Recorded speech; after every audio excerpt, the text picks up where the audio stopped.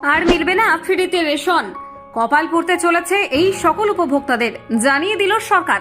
কোভিডকালে যখন দেশ জুড়ে লকডাউন জারি হয়, সেই সময় দেশের মানুষদের পাশে দাঁড়াতে কেন্দ্রের তরফ থেকে বিনামূল্যে রেশনি খাদ্য সামগ্রী দেওয়ার কথা ঘোষণা করা হয়। কেন্দ্র সরকারের ঘোষণার পাশাপাশি পশ্চিমবঙ্গ রাজ্য সরকার সহ বিভিন্ন রাজ্যের সরকারের তরফ থেকেও বিনামূল্যে খাদ্য সামগ্রী দেওয়ার কথা ঘোষণা করে। সেই ঘোষণা নির্দিষ্ট সময়ের জন্য থাকলেও তা এখনো বন্ধ হয়নি। উপরন্তু সম্প্রতি কেন্দ্র সরকারের তরফ থেকে আরো 5 বছর বিনামূল্যে খাদ্য সামগ্রী দেওয়ার ঘোষণা করে দিয়েছে।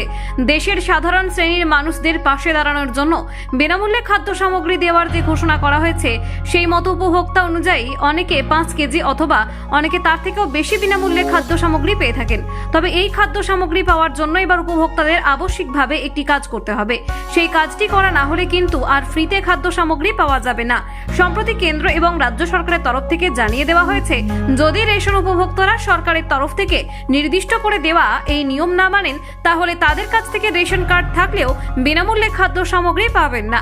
রেশন বন্টন নিয়ে যখন পশ্চিমবঙ্গের বিভিন্ন দিকে দুর্নীতির গন্ধ পাওয়া যাচ্ছে, ঠিক সেই সময় পশ্চিমবঙ্গ রাজ্য সরকারের খাদ্য ও সরবরাহ দফতরের তরফ থেকে এমন করা পদক্ষেপ নেওয়ার ঘোষণা করা হলো। সরকারের তরফ থেকে যে ঘোষণা করা হয়েছে, সেই ঘোষণা মূলত দুর্নীতি ঠেকানোর জন্যই। এই পদক্ষেপের পরিপ্রেক্ষিতে সত্যিই যারা বিনামূল্যে খাদ্য সামগ্রী পাওয়ার জন্য উপযুক্ত, তারাই বিনামূল্যে রেশনে খাদ্য সামগ্রী পাবেন। অন্যদিকে যারা মানুষের খাবার নিয়ে 2 নম্বরই করছিলেন, যারা একজনের প্রাপ্য খাদ্য সামগ্রী তুলে নিয়ে একজনকে বঞ্চিত করছিলেন, তাদের এই সব কর্মকাণ্ড বন্ধ হয়ে যাবে।